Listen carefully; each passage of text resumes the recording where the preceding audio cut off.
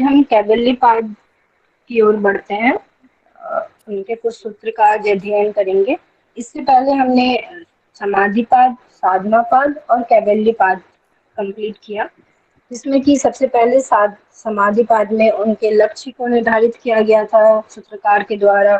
फिर जब साधना पाद में उनके उन लक्ष्य को कैसे अचीव करना है, उनके माध्यम, उनके संसाधनों का वर्णन किया गया। और फिर विभूति पाद में उनसे क्या फल की प्राप्ति हुई, उनसे क्या सिद्धियां मिली, वह विभूति पाद में बताया गया। और अब कैवल्य पाद में उनकी विभूतियों के अलावा मीन्स वही उसका समाप्त नहीं हो जाता उनका लक्ष्य। इससे आगे भी है कि लोग यदि उन सिद्धियों को प्राप्त करके भी भटक सकते हैं, तो उनसे आगे वो कैवल्य के बारे में और उन विभूतियों की कुछ और एक्सप्लेन करते हैं, कुछ और उनके बारे में और विस्तार से वर्णन कैवल्य पाद में किया गया है। तो सबसे पहले हम प्रथम सूत्र में आते हैं।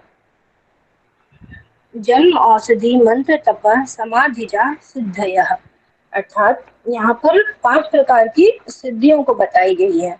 जैसे कि हम यदि योग साधना के क्रम में यदि कोई साधक आगे बढ़ रहा है, तो उनके उनको कुछ शक्तियों का प्रादुर्भाव होता है, और वही शक्ति जो है, उन्हें शक्तियों को भी दूसरे रूप में सिद्धि कहते हैं।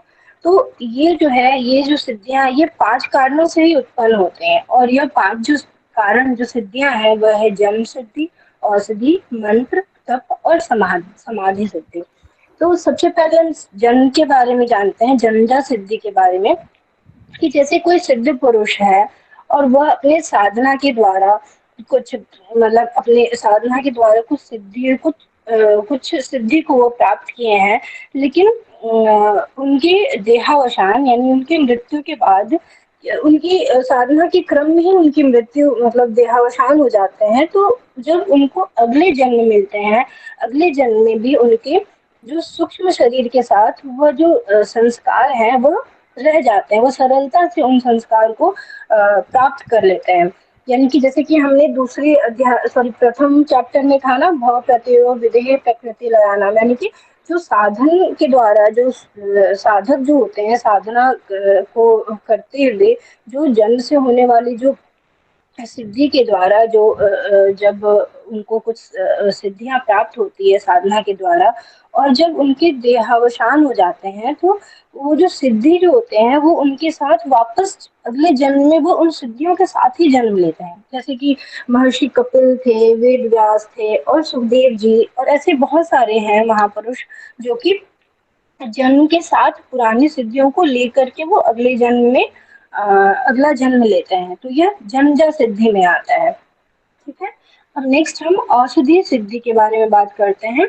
कि जैसे औषधि के द्वारा यदि कोई रोग या फिर रोगों से होने वाले जो भी दुख होता है, उनको यदि दूर किया जा सकता है, जिन औषधि के द्वारा, जिन रसायन, जिन जड़ी बूटियों के द्वारा जो भी रोग का नाश किया जा सकता है, दुख दूर किया जा सकता है, वो औषधिजा सिद्धि में आता है।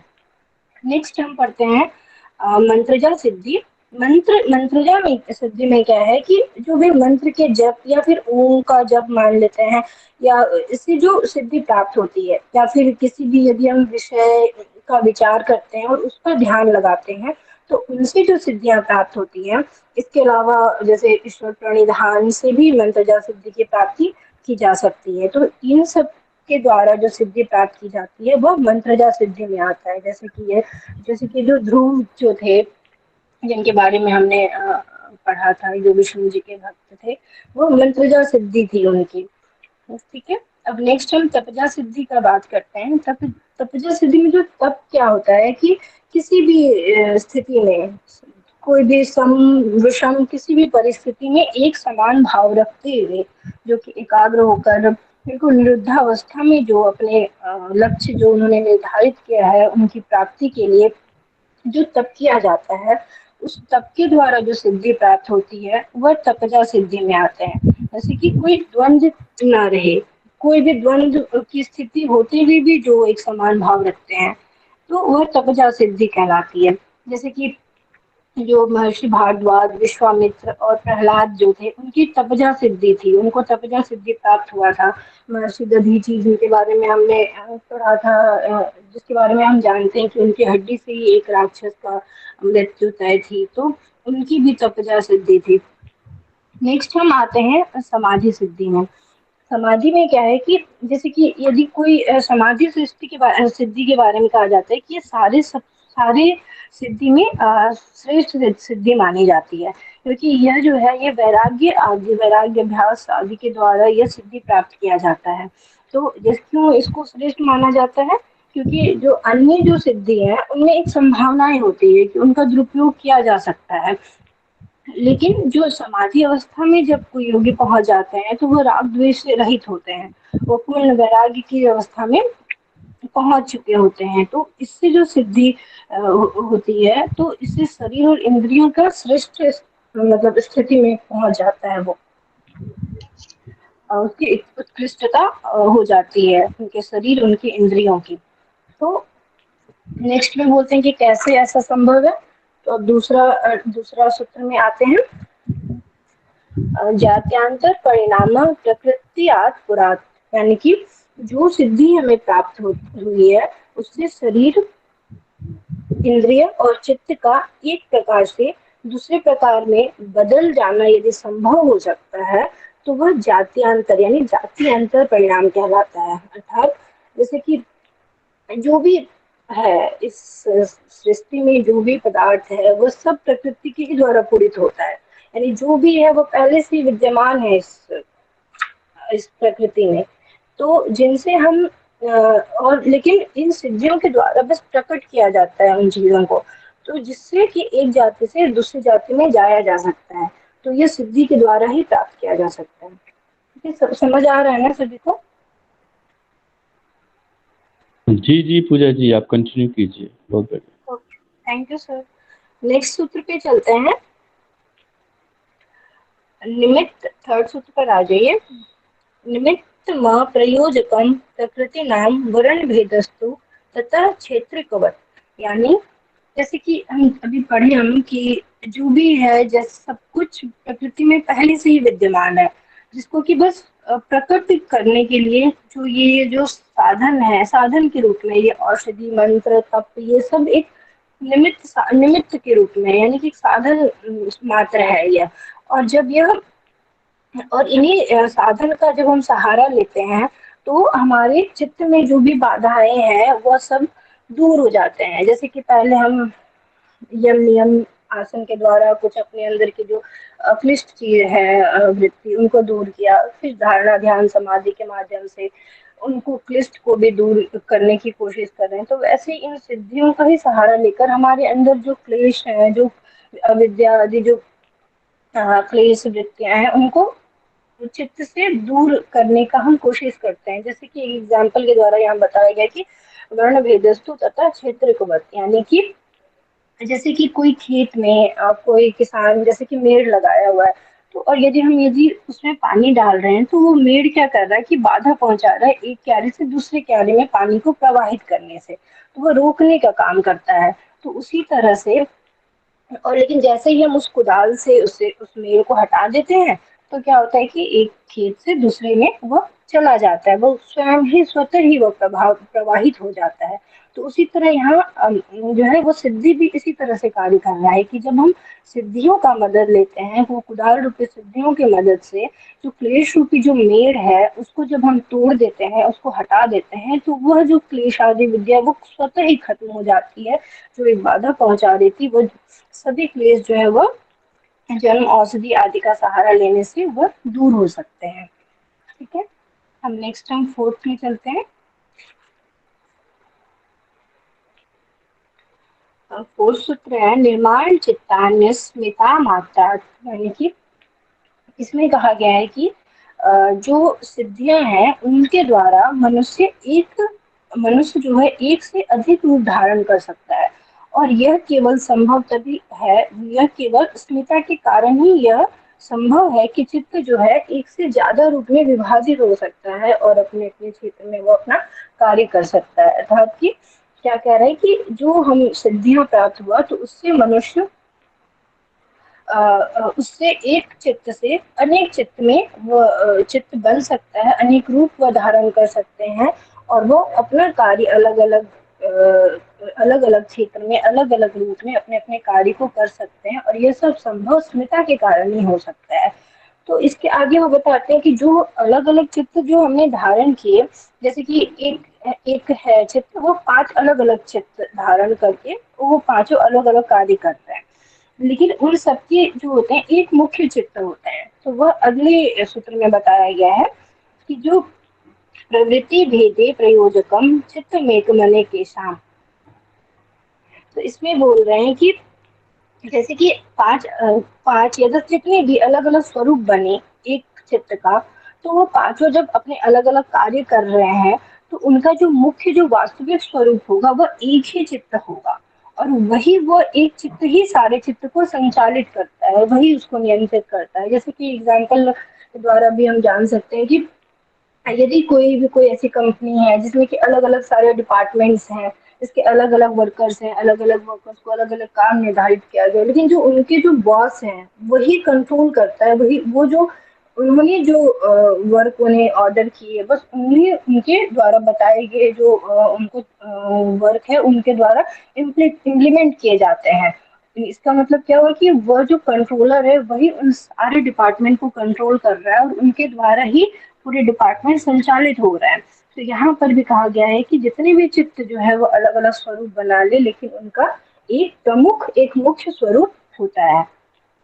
ठीक है, नेक्स्ट में चलते हैं, सिक्स्थ में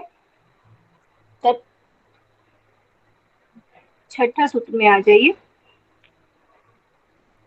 हाँ, तत्र ध्यान जमनाशयम, यानी कि जो कहा गया है कि जो हमने भी पांच सिद्धि की बात करी हमने, तो जो पांचवा जो समाधि जनित जो समाधि की सिद्धि हो जाती है और समाधि जनित जो चित्त होते हैं वह कर्म संस्कार से रहित चित्त होते हैं, यानी कि उनके अंदर के जो भी कर्म संस्कार है वह नाश हो चुके होते हैं, और उससे जो भी प्रज्ञा है प्रज्ञाशील समाधि प्राप्त हो जाते हैं, अर्थात जैसे कि विवेक ज्ञान की पूर्ण होने से जो चित्त होगा वह क्या होगा, वह सभी संस्कार कर्म संस्कारों से रहित होगा।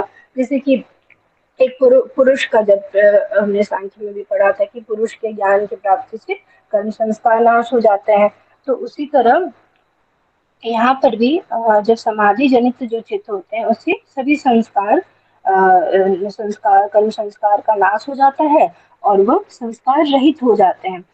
विवेक ख्याति के पूर्ण और प्रज्ञाशील समाधि की प्राप्ति होती है, विवेक ख्याति की प्राप्ति होती है।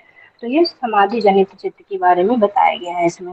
अब नेक्स्ट बोला गया है कि जो कर्म संस्कार यहाँ बताया गया, तो अगले में बताया गया कि कैसे कर्म संस्कार के बारे में नेक्स्ट सूत्र में बताया गया है कि कितने तरह के कर्म होते हैं, इनके बारे में चर्चा किया गया है सातवें सूत्र में। कर्म शुक्ला कृष्णम योगी नस त्रिविध मित्रेशम, अर्थात जो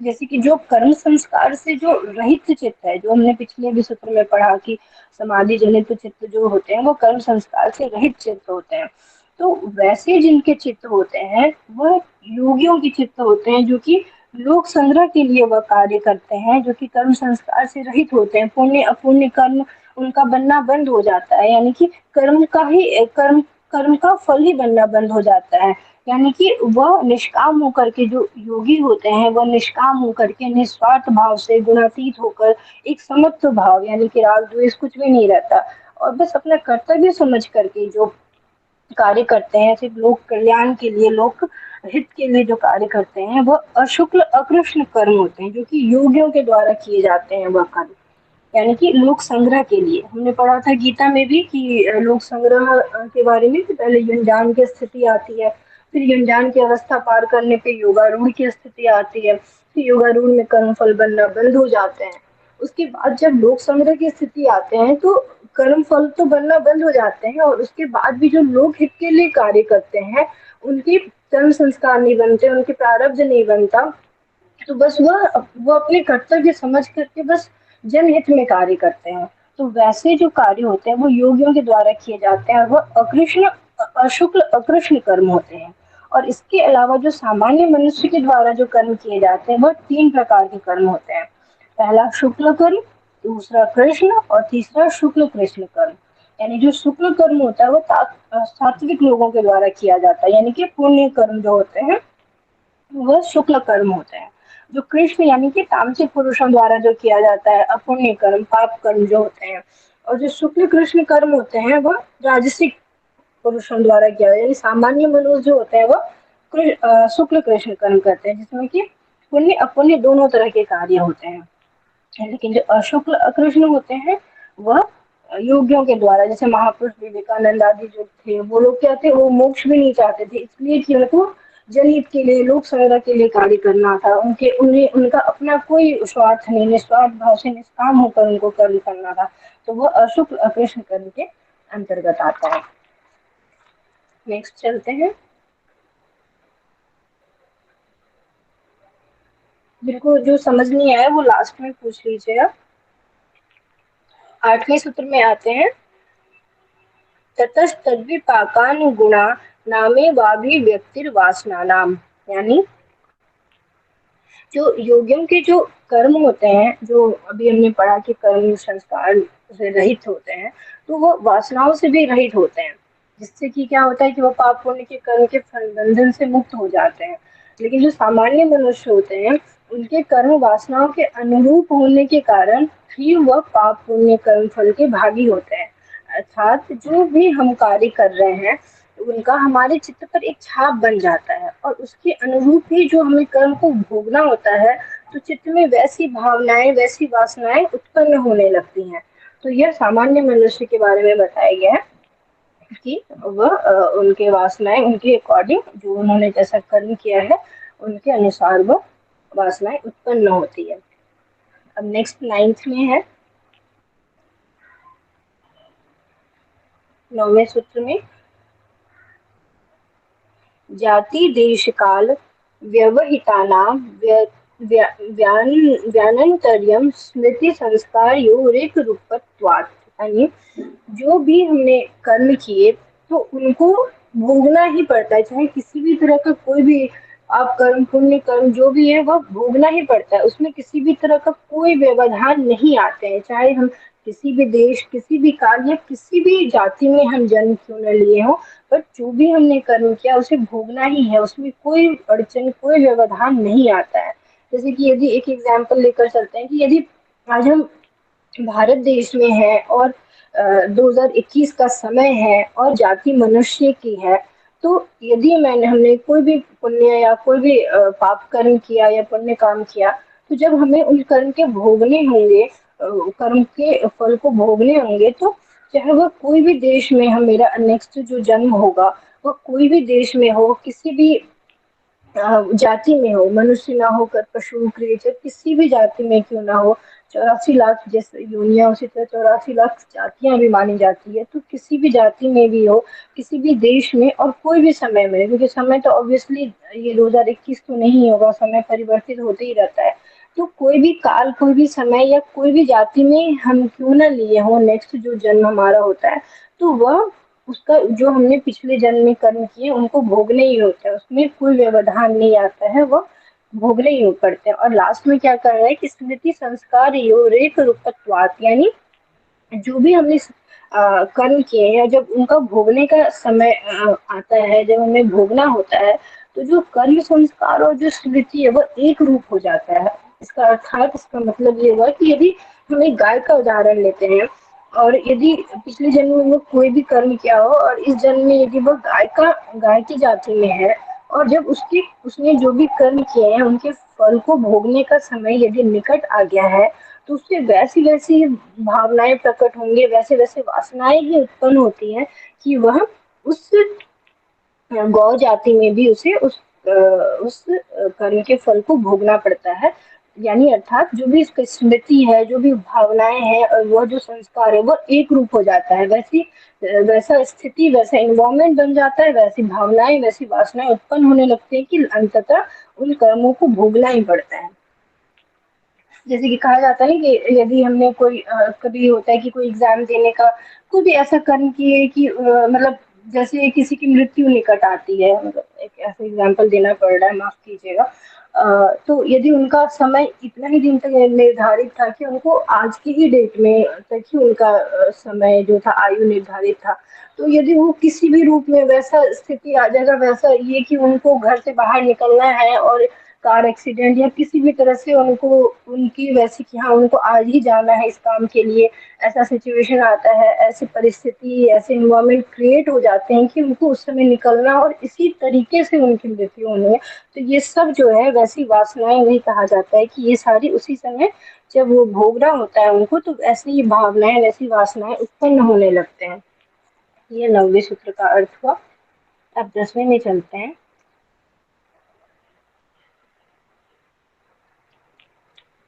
तासा मनादित्वम च शिशो नित्यत्वात्, यानी कि कहा गया कि जो वासनाएं है वो अनादित है, यानी कि जो वासनाएं है वो अनादिता है, उन वासनाओं की, वह कभी समाप्त नहीं होता है।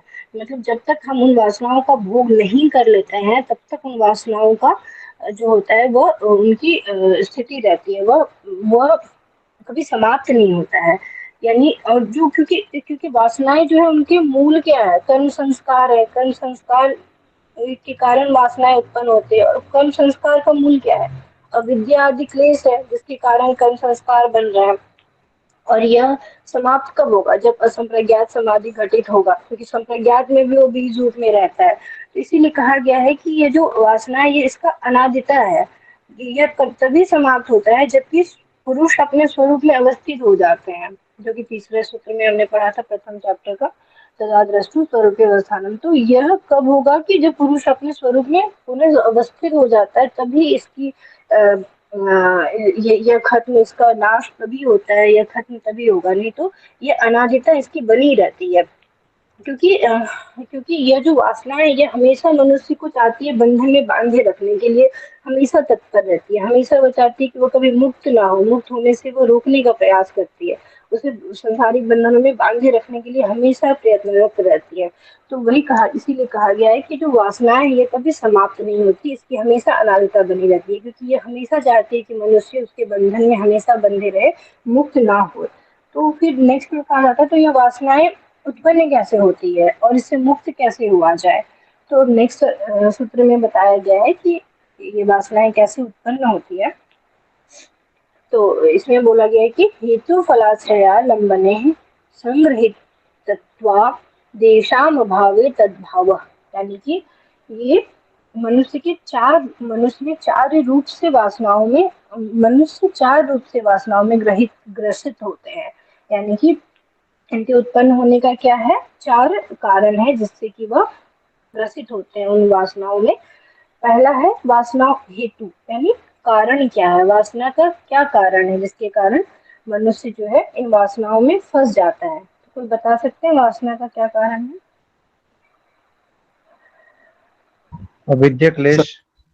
संस्कार। जी, संस्कार, बिल्कुल सही बोल रहे हैं। कर्माशय जो हमारे कर्म संस्कार बने हैं वह वासना के कारण है, और कर्माशय जो कर्म संस्कार है उनका जो मूल है वह क्लेश आदि, जो अविद्या आदि जो क्लेश है, वह जो है वह वासना का कारण है। और फल क्या है वासना का, वासनाओं का फल जाति बता दीजिए आयु कोई। जी जाति आयु बिल्कुल भोग जो बताया गया। जी। हाँ, जो दूसरे अध्याय में हमने पढ़ा था ना, जाति आयु भोग, यानी उस रूप में वासनाओं का फल मिलता है। और इस वासनाओं का आश्रय क्या है, उसका निवास स्थान क्या है? चित्त। चित्त, जी बिल्कुल। इनका जो आश्रय है, जो निवास स्थान, वह चित्त है। और जो आलंबन, जो वासनाओं पर किसका आलंबन रहता है, तो इंद्रियां जो होते हैं, इंद्रियां, तन्मात्रा, इंद्रिया, जो ये सब जो है, ये विषय इनके जो, क्योंकि जो इंद्रियों के द्वारा ही हम कर्म कर रहे हैं और इसी से हमारे शरीर में क्या हो रहा है, वासनाएं आ रही है, वासनाएं का समाहित हो रहे हैं इन्हीं के द्वारा। तो जब, यानी कि हेतु, फल, आश्रय और आलंबन, इन चार कारणों से वासनाएं हमारे शरीर में उत्पन्न होती हैं। और जब इन चारों का अभाव करते हैं, इनके अभाव से ही वासनाओं का भी अभाव होगा। यानी जब हम इन चार कारणों को दूर करेंगे तभी वासनाओं के अभाव से मुक्ति मिलता है हमें। तो यह यहाँ बताया गया है इस सूत्र में कि इन चार कारणों से हम वासनाओं को दूर कर सकते हैं। तो ये जो हेतु आदि जो कारण है, इसका नाश कैसे करे, ये इसके बारे में हम करेंगे कि ये वासनाएं जो है वो चित्त में किस प्रकार से रहता है। तो इसके बारे में नेक्स्ट सूत्र में बताया गया है कि अतीतानागतम स्वरूप स्वरूपतोस्ते अद्वभेदा धर्माणाम, यानी कि जो वासनाएं हैं वह चित्त में स्वरूप से, संस्कार से विद्यमान रहते हैं। यानी कि जैसे कि जो जैसे कि कोई एक मिट्टी है, वो अनेक प्रकार के धर्म उसमें छिपे होते हैं। जैसे कि उससे बर्तन भी बन गए, उससे घड़ा भी बन गया, सुराही भी बन गया। तो अलग अलग कई तरह की चीज जो एक मनुष्य ही है। जैसे धर्म क्या होता है कि धर्म धर्म और धर्मी का क्या बताया था, हमने पढ़ाया था ना विभूति पाठ में। धर्म और धर्मी, जो धर्म होते हैं वो हमेशा परिवर्तित होते रहते हैं। जो और एक धर्मी में अनेक तरह के धर्म होते हैं। जैसे एक मनुष्य होता है, वो पिता, पुत्र, पति, स्टूडेंट, भाई, अलग अलग जगह पे अलग अलग धर्म का उन्हें पालन करना पड़ता है। तो उसी तरह यहाँ पर कहा गया है कि वासनाओं के भी अलग अलग धर्म होते हैं। और वासनाएं जो है वो भूत रूप में, भविष्य रूप में और वर्तमान रूप में हमेशा रहती है चित्त में। और और जिस जो भूत रूप में जो वासनाएं रहती है, उनके बारे में बताया गया है कि जो भोग हमने भोग लिया है, जो कर्म के फल को हमने जो भोगना था वो भोग लिया हमने, तो वो वासनाएं अतीत हो जाती है। वो अतीतानागतम है ना, तो वो वासनाएं जिनको हमने भोग लिया वो अतीत वासनाएं कहलाती है। लेकिन फिर भी वह सूक्ष्म रूप में हमारे चित्त में विद्यमान रहती है, वह वासनाएं अतीत होने के बाद भी। तो और जो दूसरी वासनाएं होती है जिनका भोग करना बाकी होता है, अभी हमने नहीं भोगा है उस कर्म के फल को, तो वह वासनाएं भी हमारे स्वरूप में पहले से हम चित्त में विद्यमान रहती है। और वह अनागत कहलाती है। वह वासनाएं अनागत रूप में हमारे चित्त में विद्यमान होते हैं, जिनको कि हमें भोगना होता है। अभी अभी वह आया नहीं है वो समय जबकि वो जिसे भोगना है उस कर्म को, तो वह अनागत रूप में वह वासनाएं हमारे चित्त में होते हैं।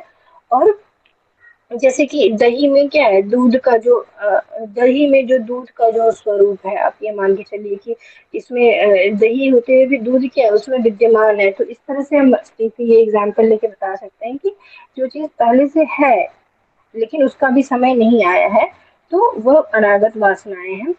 लेकिन फिर भी वह सूक्ष्म रूप में हमारे शरीर में विद्यमान रहते हैं। नेक्स्ट बताते हैं कि जो वासनाओं के जो धर्म को आगे वो और ज्यादा उसके स्वरूप को चर्चा करते हुए बताते हैं कि चित्त में कैसे वासनाएं रहती है। तो ये है ते व्यक्त सूक्ष्म गुणात्माना, यानी कि जो व्यक्त स्थिति में और सूक्ष्म स्थिति में दोनों में गुण स्वरूप ही रहते हैं। अर्थात जो वासनाएं हैं वह जिस रूप में कार्य करती है वही उसका गुण है। और जिस और उनकी जो स्थिति होती है वह स्थिति दो रूप में होती है। जिस रूप में वह कार्य करती है वह दो रूप में होती है, एक सूक्ष्म रूप में और एक व्यक्त रूप में होते हैं।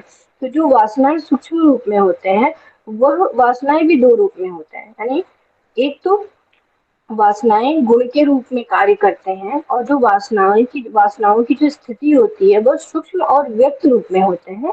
और जो सूक्ष्म वासनाएं हैं वह भी दो रूप में होते हैं, एक अतीत रूप में, एक अनागत रूप में। जो भी हमने पढ़ा कि जो हमने भोग लिया वह अतीत, और जो भोगने बाकी है वह अनागत रूप में। और जो वर्तमान में जिन वासनाओं का हम भोग कर रहे हैं वह वासनाएं व्यक्त रूप में होती हैं। सॉरी, हाँ, व्यक्त रूप में जो वासनाएं होती हैं उनका हम वर्तमान में भोग कर रहे होते हैं। तो यह जो है तीनों, यह सभी वासनाओं के गुण रूप हैं। यह इस सूत्र में बताया गया है। तो अब नेक्स्ट सूत्र में ये कहा जाता है कि जैसे कि पहले से यदि कोई पदार्थ सृष्टि में है, वो त्रिगुण के समावेश से बने हैं, पंच महाभूत तन्मात्राएं आदि से मिलकर बने हैं, तो उनको हम एक तत्व क्यों कहते हैं। जैसे एक शरीर है, ये पंच महाभूत तन्मात्राएं त्रिगुण हर चीज से मिलकर के बने हैं, इंद्रिया आदि से, तो हम इनको ऐसा क्यों नहीं कहते हैं कि अलग अलग सारे तत्व हैं, अलग अलग सारे हैं।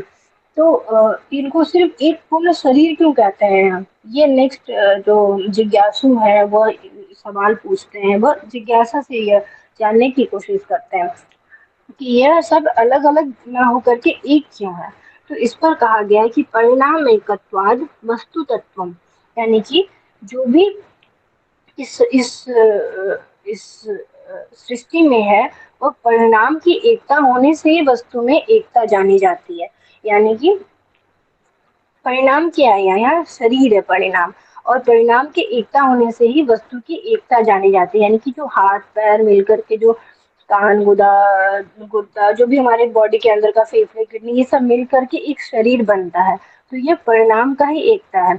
और जो यह स्वरूप बनकर आता है वह अपनी स्थिति में एक जाना जाता है। जैसे कि हम यदि एक दीपक का एग्जाम्पल लेते हैं तो वह अग्नि तेल बाती ये सब मिल करके बनता है, लेकिन वो कहलाता क्या है, उसका आधार दीपक ही होता है। यानी कार्य रूप एक ही होते हैं, चाहे उसका कारण कितना भी हो। जैसे कि इसमें ये भी है कि जैसे जो वनस्पति विज्ञान वाले लोग होते हैं, वे गेंदे का जो फूल है ना, उनको गेंदा मतलब एक फूल नहीं कहते हैं, उनको फूलों का गुलदस्ता कहते हैं। क्योंकि जैसे गेंदा है ना, वह अलग अलग छोटी छोटी पत्तियों से मिलकर उनकी जो संरचनाएं होती हैं वह क्या, पॉलिनेशन जर्मिनेशन नर भाग मादा भाग ये सारी प्रक्रिया उसमें होते हुए होता है, और इसके द्वारा ये सारी प्रक्रिया उसमें मौजूद होते हैं। तो इस वजह से यह एक फ्लावर नहीं कहते हैं ये गेंदे को, क्योंकि इसमें बहुत सारी पत्तियां होते हैं और वह हर एक पत्तियां एक फूल कहलाते हैं उनके अकॉर्डिंग।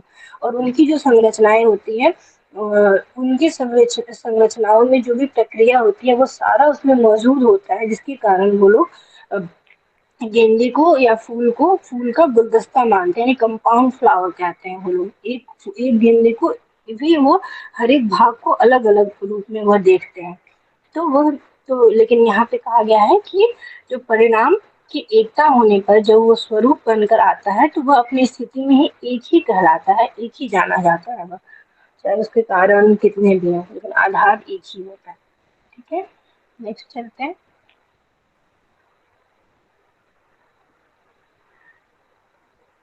वस्तु साम्य चित्त भेदात्योर विभक्त पंथा। यानी वस्तु साम्य यानी वस्तु को जो उसकी यथार्थ स्थिति जो होते हैं, वस्तु की जो यथार्थ स्थिति होते हैं, चित्त भेदा जो चित्त के जो भेद से, तयो यानी उन दोनों का, यानी वस्तु और ज्ञान का, विभक्त यानी बटा हुआ होता है, पंथा मार्ग। यानी कि जो भिन्न भिन्न पदार्थ जो है उनको हम इंद्रियों के द्वारा अनुभव किए जाते हैं, जो अलग अलग पदार्थ हैं उनको हम इंद्रियों के द्वारा अनुभव किए और उनके अनुभव से हमारे संस्कार बने। तो लेकिन जो चित्त के द्वारा जो ज्ञान ग्रहण होता है वह आत्मा ही होता है, जो कि उनके उनके उनके ज्ञान को ग्रहण करता है। अर्थात जो ज्ञान ग्रहण करने की जो क्षमता है वह आत्मा में ही है। आत्म तत्व जो चेतन तत्व है वही है जो कि उसके ज्ञान को ग्रहण कर सकता है, जो उसके गुण उसके रहस्य उसके विज्ञान उसको जान सकता है, उसको ग्रहण कर सकता है। इसलिए जड़ जड़ तत्व में इसकी क्षमता नहीं होती है कि वह उनके ज्ञान को ग्रहण कर सके।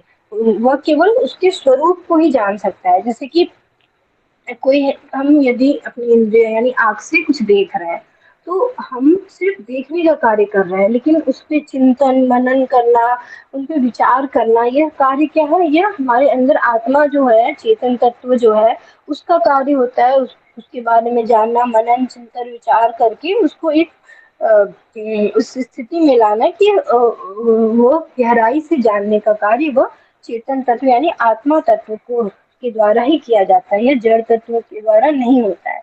यानी कि जो एक पदार्थ है उसमें एक स्वरूप है और एक छिपे हुए ज्ञान है। तो जो स्वरूप को देखने का कार्य शरीर इंद्रियां करती है, लेकिन जो छिपे हुए ज्ञान है उनको देखने का कार्य चेतन तत्व करते हैं, जो कि मन के द्वारा विचार करके चिंतन करके किया जाता है।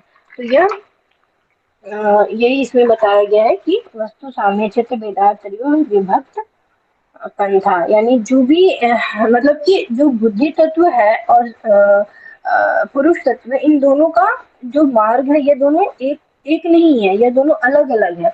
जो क्योंकि ज्ञान को जानने का कार्य, उनको समझने का कार्य का जो क्षमता है वह जड़ तत्व में नहीं है, वह केवल उसके स्वरूप को ही देख सकता है। उन दोनों में भिन्नता है। उनकी ज्ञान को जानने की क्षमता जो है वह चेतन स्वरूप में ही है, इसीलिए यह दोनों एक दूसरे से भिन्न है, एक नहीं है। ठीक है, नेक्स्ट चलते हैं।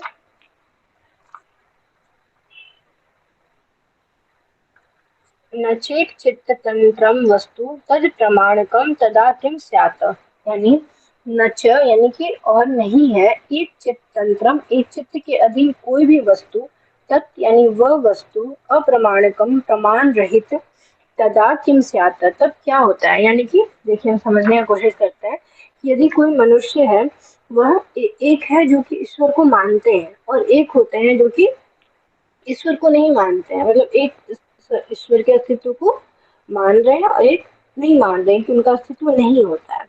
तो किसी ऐसा तो नहीं है ना कि किसी के मानने या नहीं मानने से जो अस्तित्व उनका अस्तित्व ही नहीं है या अस्तित्व है, उसके मानने न मानने पर तो उसके अस्तित्व निर्भर नहीं कर रहा है। तो यहाँ वैसे लोगों के लिए जो कि यह समझते हैं कि जो हम देखे हैं बस वही सत्य है, वही उसी को हम मानेंगे और इसके अलावा और किसी चीज को हम नहीं मानेंगे, तो वैसे लोगों के लिए सूत्रकार यहाँ मतलब बताने की कोशिश करते हैं कि जो भी हम चित्त में जो भी वस्तु का ज्ञान मतलब हो रहा है या जो भी वस्तु का ज्ञान नहीं हो रहा है, तो इसका ये मतलब नहीं है कि उसका अस्तित्व नहीं है, क्योंकि वस्तु अलग अलग है लेकिन चित्त में उसका ज्ञान प्राप्त हुआ है, वह अलग है। यानी कि उस एक और है, थोड़ा सा शब्द कर ले, 5 मिनट में हो जाएगा। यानी कि उसका उसका उसका अस्तित्व हमारे शरीर में, मतलब उसका हम देख रहे हैं, मतलब हमें पता है या नहीं है, उस चित्त में वस्तु का ज्ञान नहीं नहीं है यदि, तो इसका ये मतलब नहीं है कि उसका अस्तित्व नहीं है। यानी कि वस्तु अलग है और उसका ज्ञान चित्त में होना वह अलग है, दो अलग अलग रूप है। आपको वस्तु के बारे में पता है या नहीं है वह अलग चीज है, और किसी भी चित्त में उसका ज्ञान का होना अलग अलग चीज है।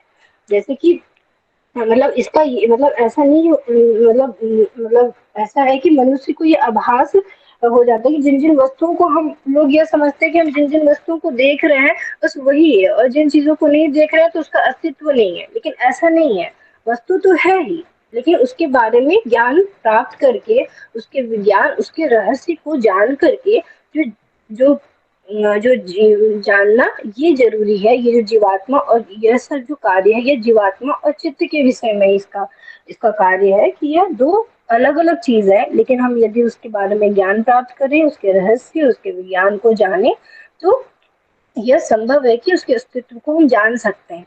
तो इससे चित्त पर इसका कोई प्रभाव नहीं पड़ता। यह जीवात्मा और चित्त का अपना विषय है, अपना कार्य है।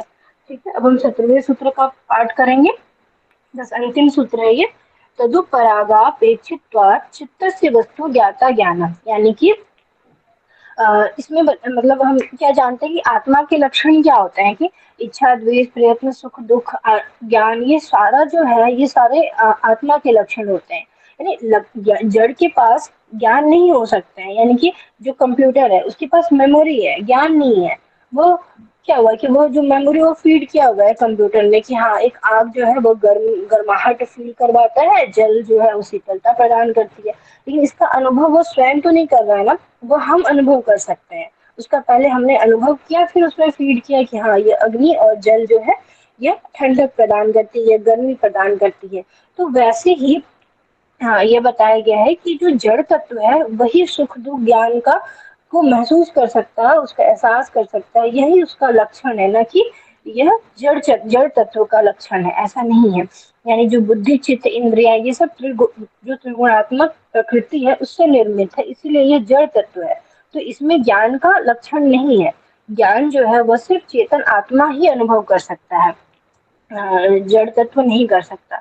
हाँ लेकिन वह मतलब विषयों का ज्ञान कराने में, आत्मा को विषयों का ज्ञान कराने में एक उपकरण, एक माध्यम, एक सहायक के रूप में हो सकता है। जैसे हम आंख देखने का कार्य करते हैं, लेकिन जो बुद्धि में जो स्मृति संग्रहित हो रहा है, जो उसका हम उपयोग कर रहे हैं, वह क्या हो रहा है, वह सब वह हम इंद्रियों के द्वारा तो कर रहे हैं, लेकिन उन पदार्थों को समझना, उसका चिंतन करना, वह कार्य इसका होता है, आत्मा का होता है। यानी चित्त जो है वो वृत्तियों के फलस्वरूप बनने वाले जो कार्य होते हैं वह वो वृत्त्यात्मक कार्य होते हैं। यानी इंद्रियां जो है वह मन के संपर्क में नहीं होता है तो हम किसी भी विषय का ज्ञान नहीं कर सकते हैं, चाहे वह कुछ भी कोई भी कार्य हो, खाना सोना गाना। तो यदि इंद्रियों का मन के साथ संपर्क होना जरूरी है, अर्थात जो बाह्यकरण करण और अंतःकरण इन दोनों का जब जुड़ाव होता है तभी ज्ञान का आभास होता है। यानी जो ज्ञान है वह जड़ का विषय नहीं है, चेतन का विषय है। ठीक है, इतना आज का है। 17 तक मैं कर रही हूँ, फिर 18 से कल स्वाति जी आप लोगों को बताएंगे। छोटा सा चैप्टर था तो फिर भी सॉरी 5 मिनट ज़्यादा हो गया। धन्यवाद सभी को। थैंक यू पूजा जी, आपने बहुत ही अच्छे से एक्सप्लेन करा।